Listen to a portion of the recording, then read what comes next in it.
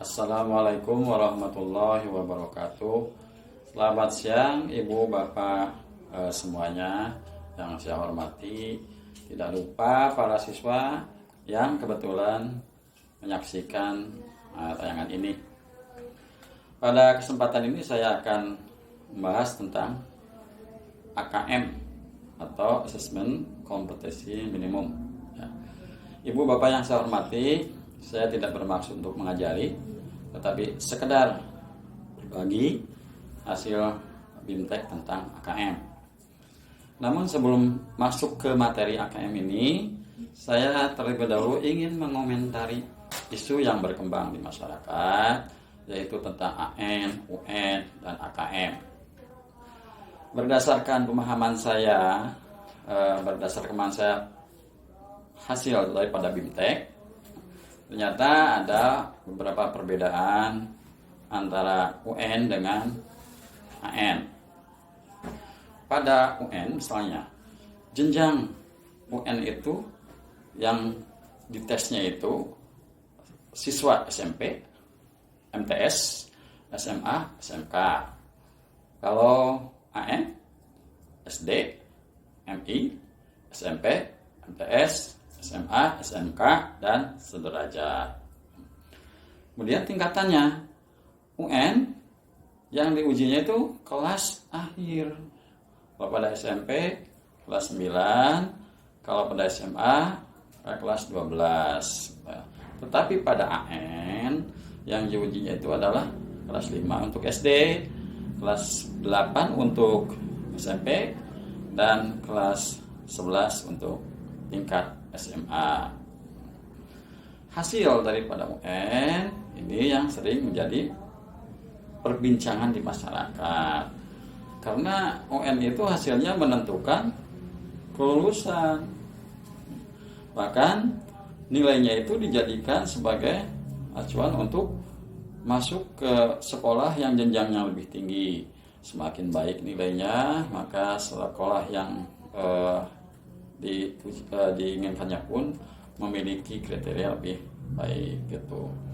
Tetapi pada AN tidak, hasil AN tidak menentukan kelulusan dan tidak juga dijadikan dasar untuk masuk ke sekolah yang jenjangnya lebih tinggi. Ini dikarenakan karena yang mengikutinya bukan siswa kelas akhir. Hasil AN ini nantinya akan dijadikan sebagai masukan untuk perbaikan sekolah dalam melaksanakan pembelajaran.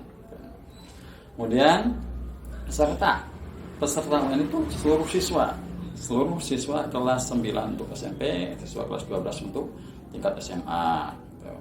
Tetapi kalau di AN itu hanya sampel, hanya beberapa orang siswa yang diambil secara acak. Biasanya di kelas 5, di kelas 8, dan di kelas 11 yang diambil secara acak. Artinya tidak seluruh siswa, tetapi seluruh satuan pendidikan itu harus mengikuti.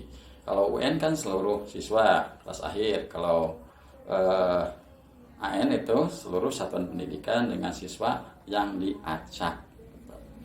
Kemudian pelaksanaan hari tes. Pada waktu pelaksanaan hari tes, UN itu lamanya 4 hari. Tetapi kalau AN lamanya hanya 2 hari saja. Nah, itu saja Ibu Bapak komentar saya tentang masalah-masalah wacana yang berkembang di masyarakat tentang AN dan UN, juga tentang AKM yang bisa saya sampaikan ini. Selanjutnya kita akan masuk ke materi tentang AKM. Mari kita lihat tayangan slide berikut ini. AKM tidak akan terlepas daripada AN, yaitu pemetaan mutu pendidikan pada seluruh sekolah, madrasah, dan program kesetaraan jenjang sekolah dasar dan menengah. AN terdiri dari 3 bagian, yaitu Assessment Kompetensi Minimum, Survei Karakter, dan Survei Lingkungan Belajar.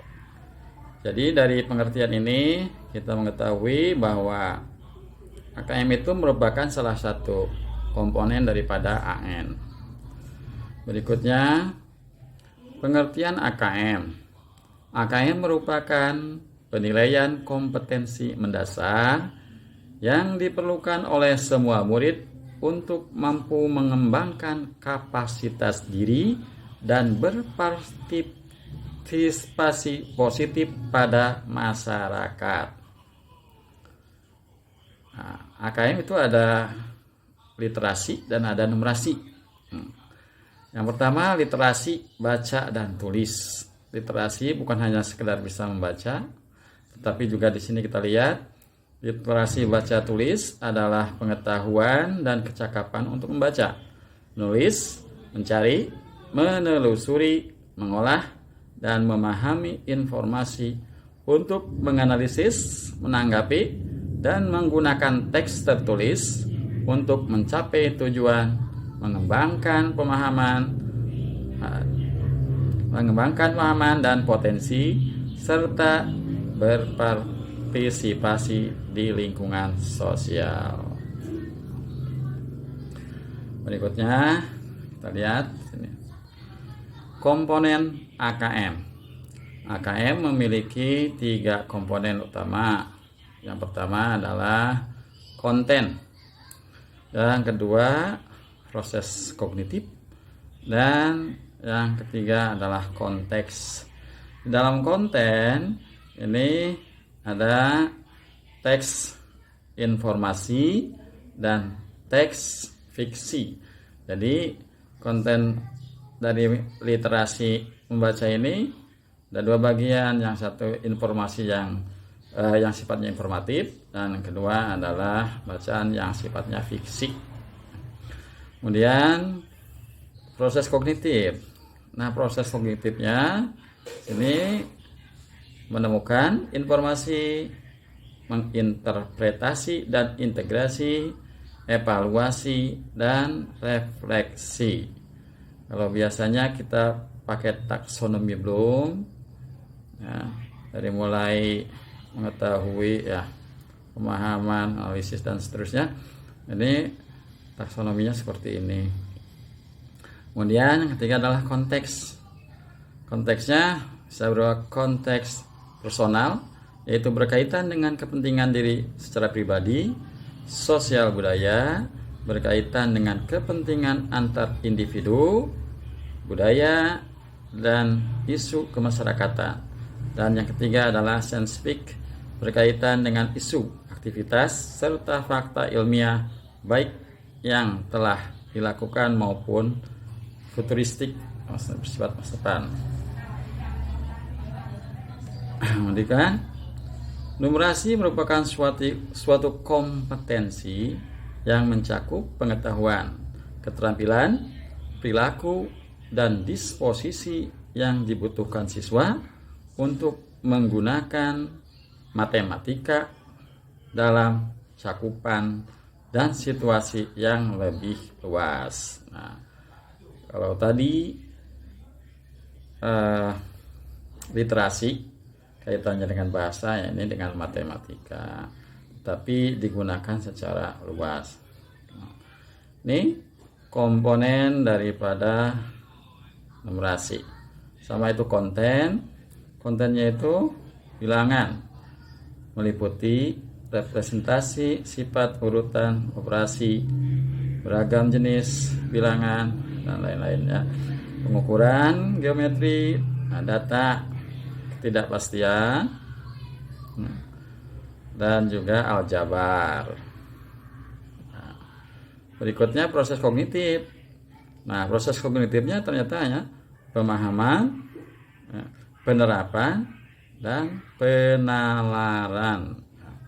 Pemahaman dalam hal ini memahami fakta, prosedur, serta alat matematika. Penerapan mampu menerapkan konsep matematika dalam situasi yang nyata, yang bersifat rutin. Kemudian penalaran, bernalar dengan konsep matematika untuk menjelaskan masalah bersifat non rutin. Dan konteksnya sama dengan tadi, ada konsep personal berkaitan dengan kepentingan diri secara pribadi, seni budaya berkaitan dengan kepentingan antar individu, budaya, isu kemasyarakatan, dan saintifik berkaitan dengan aktivitas sifat fakta ilmiah yang telah dilakukan maupun yang bersifat futuristik. Berikutnya, nah ini ada contoh soal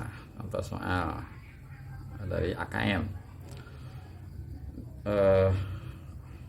Di contoh soal AKM ini pertama kita lihat kompetensinya memahami bilangan cacah, memahami sifat-sifat bangun datar dan hubungan antara bangun datar serta dapat menggunakan teori nama Pythagoras. Nah, di sini ada narasinya dulu. Judulnya rencana pembangunan rumah. Seorang pemborong bangunan menawarkan pekerjaan borongan rumah pada Pak Haji Umar, seorang pedagang beras di Pasar Sejahtera. Ukuran ruangan rumah yang ditawarkan adalah sebagai berikut. 1. Kamar tidur utama dengan panjang 4 meter, lebar 3 meter. Kamar tidur anak 3 kali 2 meter. Kamar tidur tamu 3 kali 3 meter. Ruang tamu 5 kali 3 meter. Ruang makan 3 kali 2. Dapur 3 kali 2. Garasi mobil 5 kali 3. Kamar mandi 3, 2, dan gudang 2 kali 2. Berikutnya soalnya, Pak Haji Umar berencana akan membangun sebuah rumah yang akan dihuni bersama istri dan 2 anaknya. Kriteria rumah yang diinginkan Pak Haji Umar adalah sebagai berikut. Pak Haji Umar tidak membuat gudang. Pak Haji Umar ingin membuat 2 kamar anak. Pak Haji Umar ingin memiliki halaman rumah seluas 12 meter persegi. Pak Haji Umar memiliki tanah yang luasnya 1 are. Pertanyaannya, apakah Pak Haji Umar bisa membangun rumah yang diinginkannya? Pilihan jawabannya A. Bisa, karena lahan yang dibutuhkan 81 meter persegi. B. Bisa, karena lahan yang dibutuhkan hanya 93 meter persegi. C. Tidak, karena lahan yang dibutuhkan 95 meter persegi. D. Tidak, karena lahan Pak Haji Umar masih kurang 7 meter persegi. Nah, demikianlah soal contoh soal yang bisa dikembangkan di dalam AKM ini. Berikutnya, nih hasil AKM itu akan dilaporkan. Laporan hasil AKM itu akan menggambarkan tingkat kompetensi yang berbeda. 1. Untuk laporan AKM literasi nih, kelompok perlu intervensi khusus, yaitu apabila murid belum mampu menemukan dan mengambil informasi eksplisit yang ada dalam teks ataupun membuat interpretasi sederhana. 2. Kelompok dasar, yaitu murid mampu menemukan dan mengambil informasi eksplisit yang ada dalam teks serta membuat interpretasi sederhana.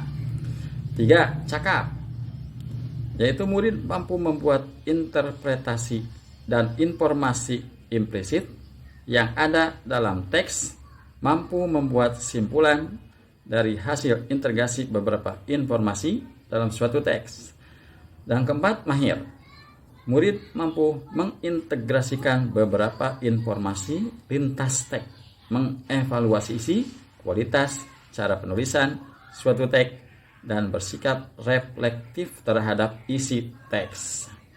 Berikutnya, hasil AKM numerasi yang digolongkan ke dalam kelompok yang harus intervensi khusus adalah murid hanya memiliki pengetahuan matematika yang terbatas. Murid menunjukkan penguasaan konsep yang parsial dan keterampilan komputasi yang terbatas. Yang termasuk kelompok dasar apabila murid memiliki keterampilan dasar matematika, komputasi dasar dalam bentuk persamaan langsung, konsep dasar terkait geometri dan statistika, serta menyelesaikan masalah matematika sederhana yang rutin. Yang ketiga cakap, yaitu apabila murid mengaplikasikan pengetahuan matematika yang dimilikinya dalam konteks yang lebih beragam. Dan yang terakhir yang paling bagus ini mahir. Apabila murid mampu bernalar untuk menyelesaikan masalah yang kompleks serta non-rutin berdasarkan konsep matematika yang dimilikinya. Demikianlah materi tentang AKM yang bisa saya pahami dari hasil BIMTEK AKM. Mudah-mudahan ada manfaat bagi kita semua. Nah, kekurangan pasti banyak. Nah, untuk itu saya mohon maaf dengan atas segala kekurangannya. Assalamualaikum warahmatullahi wabarakatuh.